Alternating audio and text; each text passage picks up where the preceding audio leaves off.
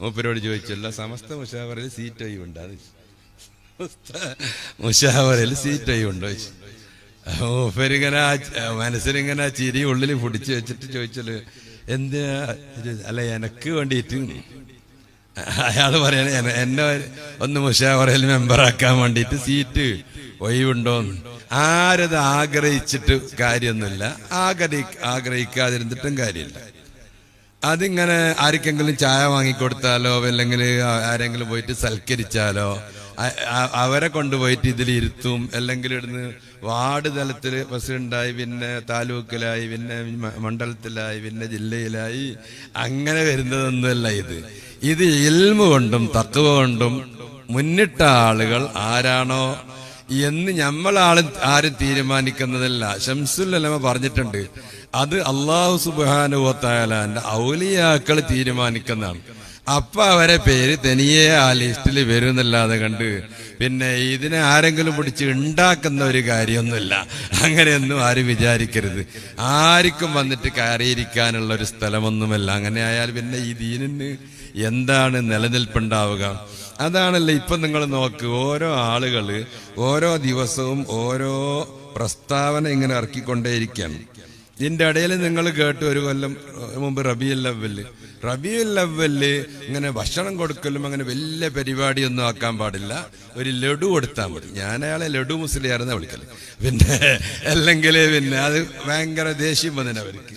പിന്നെ അല്ലെങ്കിൽ എന്താ ചോക്ലേറ്റ് കൊടുത്താൽ മതി. അതേ മനുഷ്യനോട് തന്നെ ഒരാൾ ചോദിച്ചു, ഓണത്തിന് നമുക്ക് സദ്യയും പിന്നെ പലഹാരങ്ങളും. അയാൾ അതെല്ലാം വേണം, നല്ലോണം സദ്യ ഉണ്ടാക്കണം, പിന്നെ കൊടുക്കണം, വിതരണം ചെയ്യണം, മതസൗഹാർദ്ദം നിലനിർത്തണം. റസൂലുള്ളാഹിന്റെ അടുത്തേക്ക് എത്തുമ്പോൾ ലഡു അല്ലെങ്കിൽ ചോക്ലേറ്റ്. ഇത് എന്ത് പിന്നെ ഭാഷയാണ് ഈ ഉപയോഗിക്കുന്നത്? ഇത് ആർക്കാ തിരിയാത്തത്? ഇത് തിരിയാൻ കുറെ മൈബദിയും തശ്രീൽ അഫ്ലാക്കെല്ലാം ഓതണ. ഇത് തലയിൽ എന്തെങ്കിലും ഉള്ള ആൾക്ക് തിരിയല്ല ഇത് എന്തിന്റെ അസുഖാണെന്ന്. അത് വഹാബിയത്തിന് വേണ്ടിയിട്ട് കഞ്ഞി വെച്ചു കൊടുക്കുന്ന പരിപാടി. അത് കഴിഞ്ഞിട്ട് കുറച്ച് കഴിയുമ്പോ ഇയാള് പറഞ്ഞ്, ആദരവായ റസൂലുള്ളാഹി സ്വല്ലല്ലാഹു അലൈഹി വസല്ലം തങ്ങൾ 23 കൊല്ലം കൊണ്ട് 600 പേജാണ് പഠിച്ചതെങ്കിൽ എന്റെ വിദ്യാർത്ഥികള് കേവലം വിദ്യാർത്ഥിനികള് കേവലം 5 കൊല്ലം കൊണ്ട് 12,000 പേജ് പഠിച്ചു. അപ്പൊ റസൂലുള്ളാഹിനെക്കാളും എത്ര ഇരട്ടിയാ മൂപ്പരെ വിദ്യാർത്ഥികൾ പഠിച്ചത്?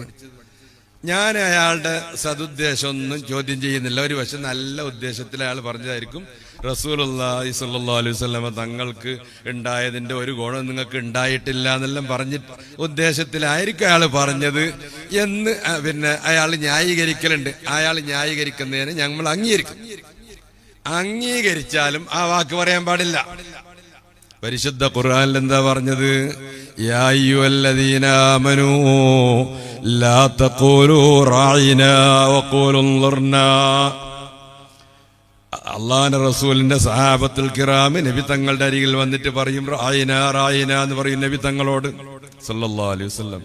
റായിന എന്ന് പറഞ്ഞാൽ എന്തതിനർത്ഥം?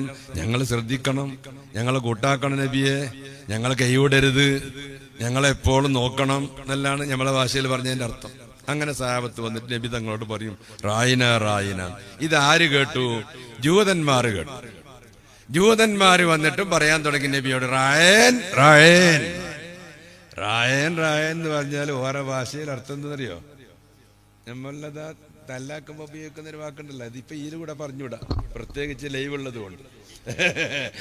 നമ്മള് ഗുസ്തി പിടിക്കുമ്പോ പറയുന്ന മറ്റേന്റെ മോന് എന്നുള്ളതിന്റെ ആ ഒരു അർത്ഥത്തിൽ പറയുന്ന ഒരു വാക്കുണ്ടല്ലോ, ഞാൻ പറയുന്നില്ല എന്താണ് ആ അർത്ഥം. കാരണം ഇവര് സഹാബത്ത് നല്ല ഉദ്ദേശത്തിലാ പറഞ്ഞു. ജൂതന്മാര് അവരെ ഭാഷയിലെ എനിക്ക് ചീത്ത അർത്ഥം. അപ്പൊ അവരും വന്നിട്ട് നബി തങ്ങളോട് പറയാൻ തുടങ്ങി റായൻ റായൻ. ഉടനെ അല്ലാഹു തആല ആയത്തിറക്കി, സഹാബത്തെ നിങ്ങള് റായിന എന്ന് എന്ത് ചെയ്യരുത്? നബി തങ്ങളോട് പറയരുത്, നബി തങ്ങളെ അഭിസംബോധനം ചെയ്യരുത്. എന്തുകൊണ്ട്? അത് നിങ്ങളുടെ ഭാഷയിൽ അതിന്റെ അർത്ഥം നല്ലതാണെങ്കിലും ജൂതന്മാരുടെ ഭാഷയിൽ അതിന്റെ അർത്ഥം മോശമാണ്. അപ്പോൾ അതിന് ദ്വയാർത്ഥമുള്ള ഒരു വാക്ക് ആദരവായ റസൂലുള്ളാഹി സ്വല്ലല്ലാഹു അലൈഹി വസല്ലം തങ്ങളുടെ ഹളറത്തിലേക്ക് ഉപയോഗിക്കാൻ പാടില്ല. അതിന്റെ ശരിയായ അർത്ഥം ഉദ്ദേശിച്ചിട്ട് പോലും ആ വാക്ക് ഉപയോഗിക്കാൻ പാടില്ല. കാരണം അതിനെന്തിന്റെ ഒരു ദ്വയാർത്ഥമുണ്ട്. നിങ്ങൾ നോക്കൂ, ബഹുമാനപ്പെട്ട അബ്ബാസ് ബിൻ അബ്ദുൽ മുത്തലിബ് റളിയല്ലാഹു അൻഹു നബി തങ്ങളുടെ ഇളയപ്പയാണ്. പക്ഷേ നബി തങ്ങളെക്കാളും 2-3 വയസ്സ് കൂടുതലുള്ള ആളാണ്. നബി തങ്ങളോട് വലിയ ബഹുമാനമാണ്. ഒരിക്കൽ ബഹുമാനപ്പെട്ട അബ്ബാസ് ബിൻ അബ്ദുൽ മുത്തലിബ് റളിയല്ലാഹു അൻഹുവിനോട് ചിലര് ചോദിച്ചു, അൻത അക്ബറു അം റസൂലുള്ളാഹി സ്വല്ലല്ലാഹു അലൈഹി വസല്ലമ, നിങ്ങളാണോ വലുത്? വലുത് എന്ന് പറഞ്ഞ പ്രായത്തിൽ കൂടുതൽ നിങ്ങളാണോ, വയസ്സ് കൂടുതൽ നിങ്ങൾക്കാണോ, റസൂലുള്ളാഹി സ്വല്ലല്ലാഹു അലൈഹി വസല്ലമ തങ്ങൾക്കാണോ എന്ന് ചോദിച്ചപ്പോ ഉടനെ തന്നെ അബ്ബാസ് ബിൻ അബ്ദുൽ മുത്തലിബ് തങ്ങൾ അതിന് കൊടുത്ത മറുപടിയുണ്ട്. എന്താണ് മൂപ്പര് പറഞ്ഞത്? ഹുവ അക്ബറു, നബിയാണ് വലിയവൻ എന്ന. അക്ബർ എന്ന് പറഞ്ഞ വലിയവൻ, മഹാൻ എന്ന അർത്ഥമുണ്ട്. അപ്പൊ ഞാനാണ് വയസ്സ് കൂടുതലുള്ള ആള് എന്ന അർത്ഥത്തിന് അക്ബർ എന്നുള്ള പദം മൂപ്പര് ഉപയോഗിച്ചില്ല. ഹുവ അക്ബറു, നബിയാണ് മഹാന്, നബിയാണ് വലിയവര്. വാന അസന്നു, നബിയേക്കാൾ പ്രായം കൂടുതലുള്ളത് എനിക്കാണ്. വാക്ക് മാറ്റി. ദ്വയാർത്ഥമുള്ള ഒരു വാക്ക്, നല്ല അർത്ഥവും മോശപ്പെട്ട അർത്ഥവുമുള്ള ഒരു വാക്ക്, ആ വാക്ക് പോലും റസൂലുള്ളാഹി സ്വല്ലല്ലാഹു അലൈഹി വസല്ലമ തങ്ങളുടെ അലീമായ ഖദറിനോട് യോജിക്കാത്തത് കൊണ്ട് ഉപയോഗിക്കാൻ പാടില്ല എന്നാണ് ആദരവായ റസൂലുള്ളാഹി സ്വല്ലല്ലാഹു അലൈഹി വസല്ലമ തങ്ങളെ പറ്റി പരിശുദ്ധ ഖുർആൻ നമുക്ക് പഠിപ്പിച്ചു തന്നിട്ടുള്ളത്. ഞാൻ നിർത്തുകയാണ്. അതെല്ലാം പറഞ്ഞ് പൊരുത്തക്കേട് കിട്ടിയിട്ടാകുമ്പോ ഇപ്പം പറയാൻ തുടങ്ങി. ബാങ്ക് പലിശ വാങ്ങുന്നതിന് തിരക്കേടില്ല, ഇൻഷുറൻസ് അയലെന്ന് ഹറാമില്ല. അതൊക്കെ ഇന്നത്തെ കാലത്തുള്ള ചില ഇടപാടുകളല്ലേ.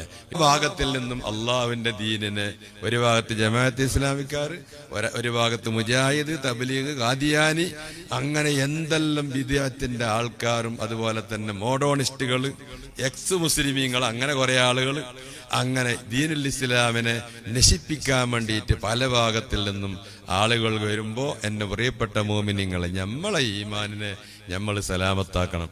അത്രേ നമുക്ക് പറയാനുള്ളൂ.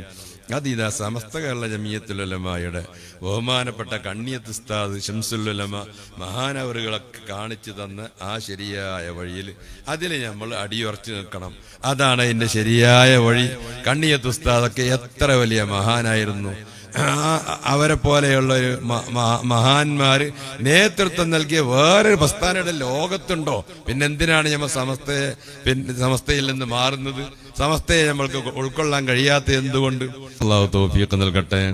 റബ്ബനാ തഖബ്ബൽ മിന്നാ ഇന്നക അൻതസ് സമീഉൽ അലീം വതുബ് അലൈനാ ഇന്നക അൻതത് തവ്വാബുർ റഹീം വൽഹംദുലില്ലാഹി റബ്ബിൽ ആലമീൻ.